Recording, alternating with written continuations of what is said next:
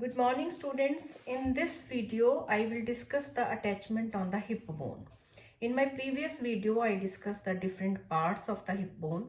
So what are the different parts of hip bone? It has ilium portion, it has pubis part and it has ischium part. There is the acetabulum which is going to articulate with the head of the femur to form the hip joint. Now first we will discuss the attachment on the ilium. Now, as I have told you in my previous lecture that this ilium has superior border or upper end which is known as the iliac crest, and this iliac crest has two segments, that is the ventral segment and dorsal segment. Now first we will discuss the attachment on the ventral segment.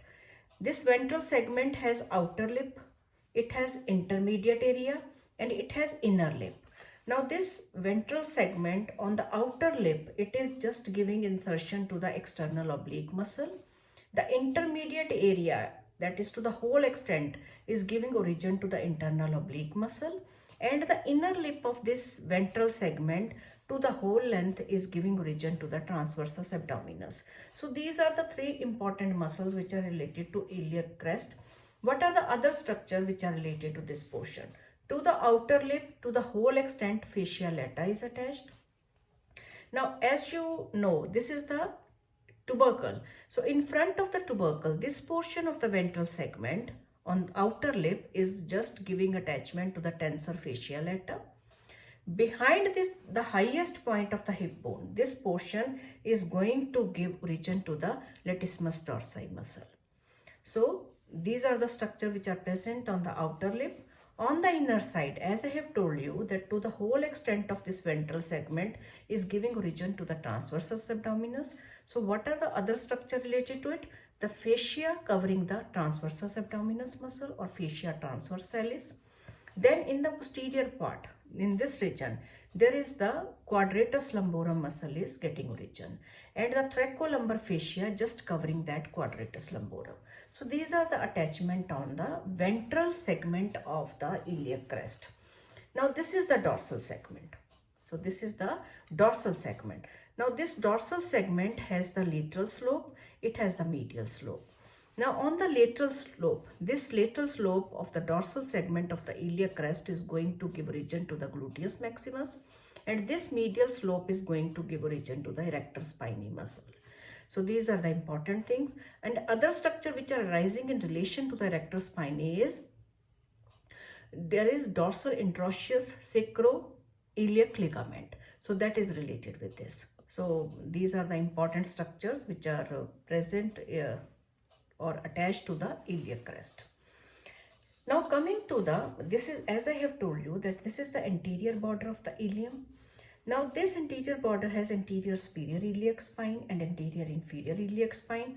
To the anterior superior iliac spine, one ligament and one muscle.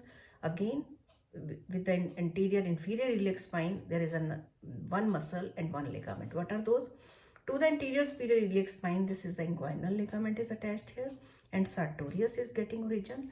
To the lower part, here the straight head of the rectus femoris is attached along with iliofemoral ligament. So one ligament and one muscle to both the spines. They are attached to it. Now coming to the posterior border. This posterior border in the lower portion, this is giving attachment to the sacroiliac ligament. Now the upper part of this greater sciatic notch is giving origin to the piriformis muscle. Clear? Now coming to this portion, that is, this is the, as I have told you, that this ilium has gluteal surface and iliac fossa and sacropelvic surface. Now this iliac fossa is giving origin to the iliacus muscle. This sacropelvic surface has three parts. One is, this is the iliac tuberosity, then auricular portion which is going to articulate with the sacrum, and this is the pelvic portion. Now this rough tuberosity is going to, or you can say, is attached to the erector spinae muscle, as I have told you, then dorsal sacroiliac ligament, then iliolumbar ligament. So that is related to this. Then this margin of the auricular part, this is giving origin or attachment to the ventral sacroiliac ligament. And this portion of the upper margin of the greater sciatic notch is giving origin to the piriformis. Now coming to the gluteal surface of the ilium. Now this gluteal surface has different lines. You can see This is the posterior gluteal line. Behind this posterior gluteal line, the gluteus maximus muscle fibers are getting origin. Between this posterior gluteal line and anterior gluteal line, this region is going to give the origin to the gluteus medius muscle. Between this anterior gluteal line and inferior gluteal line, this is basically giving origin to the gluteus minimus. Beneath this inferior gluteal line, this is going to give the origin to the reflected head of rectus femoris. So, straight head of rectus femoris was arising from the anterior inferior iliac spine, and reflected head is just arising from the groove above the acetabulum beneath the inferior gluteal line. So, these are the attachments on the ilium. Now coming to the pubis bone. Now as I have told you, the pubis has a body. It has superior ramus, inferior ramus. It has anterior surface, posterior surface and medial surface, which is going to form the pubic symphysis. Then it has one border, which is pubic crest. You can see the lateral end of this pubic crest is known as the pubic tubercle. Now what are the different attachments? First we will discuss on the body. To the pubic tubercle, the another end of the inguinal ligament is attached. So it is like this. So one end is to the anterior superior iliac spine and another end is to the pubic tubercle. Now this portion, that is the lateral part of the pubic crest, is going to give origin to the fibers of the rectus abdominis muscle. Beneath this the pyramidalis. Behind this is the pyramidalis. Now coming to the anterior side. Now this anterior side of this portion is going to give the muscles, origin to the muscles of the medial compartment. So the angle between the superior border and this medial, that is pubic symphysis, this is going to give the origin to the round tendon of adductor longus muscle. Then comes the gracilis muscle. Then comes the adductor brevis muscle. So then comes the fibers of the obturator externus muscle. So these are the fibers or muscles which are related to the anterior surface of the body of the pubis. Now this is it has borders, that is superior border or pectineal line, it has inferior border and it has anterior border. Now this pectineal line along with this pectineal surface is going to give origin to the pectineus muscle. Now to this pectineal line, the different ligaments are also related, that is conjoint tendon here and lacunar ligament is related here. Then pectineal ligament is attached to this pectineal line. And this triangular area between anterior border and pectineal border, this is going to give origin to the pectineus muscle. Now, this is the obturator crest, as I have told you, which is the anterior border. This end of this obturator crest is going to give origin to the attachment to the fibers of, that is pubofemoral ligament. So, iliofemoral ligament was attached to this anterior inferior iliac spine. Pubofemoral ligament of the hip joint is attached to this obturator crest. Now on the inner side of this, if we see on the inner side of the pubis bone, the body is giving attachment to the fibers of the levator ani. Then puboprostatic ligament is attached over here. The pelvic surface of this portion is going or related to the ductus deferens in case of males and round ligament of uterus to the in case of females. So this is regarding the pelvic surface of the body as well as of the superior ramus. Now inferior ramus of this portion is going to fuse with the ramus of the ischium to form the ischiopubic rami.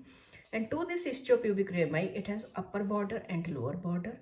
So to the outer margin, it is giving attachment to the fibers of the obturator externus, and on the inner side, it is giving attachment to the fibers of the obturator internus muscle. Now this lower portion is going to give attachment to the collis fascia, that is important, and fascia lata. And on the inner side, this surface of the ischiopubic rami is divided into three parts: upper border, middle crest and lower border.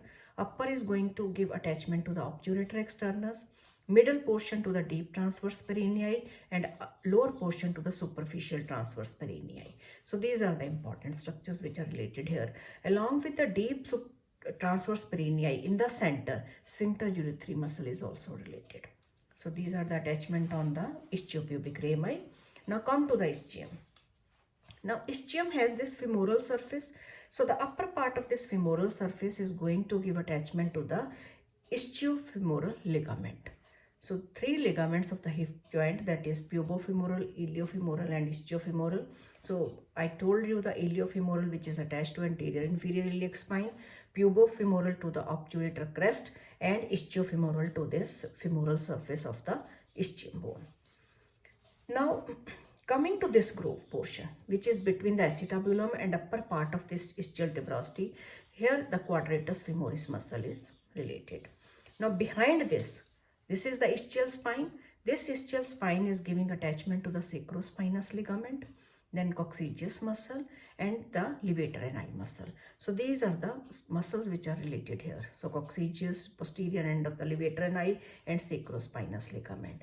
Beneath this region, this is the greater sciatic notch, this is the lesser sciatic notch.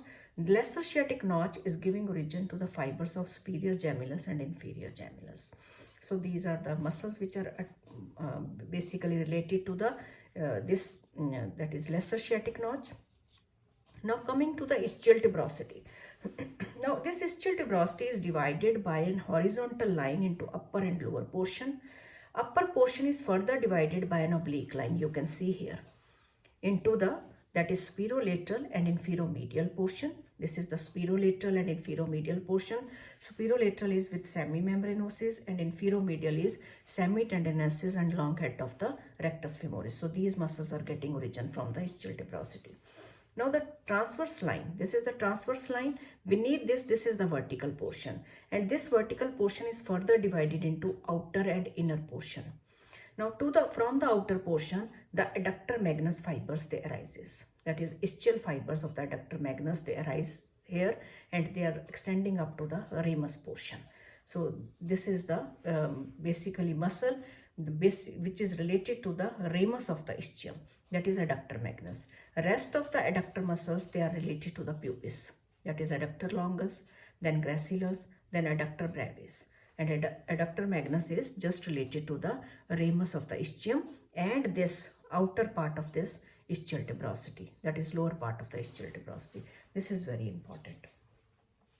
So this is all about the attachment of the hip bone to the outer part of this margin, that is pubis and ischium is giving attachment to the obturator externus.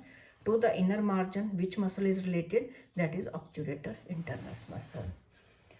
So I hope it is clear to you the different attachment. These are the important attachments on this. So you should know the different attachment on the spines. You should know the different attachments on the iliac crest. Adductor compartment is arising here. Then hamstring muscles are arising from the ischial tuberosity. So what is the demarcation of this ischial tuberosity, that I have told you. So that is important.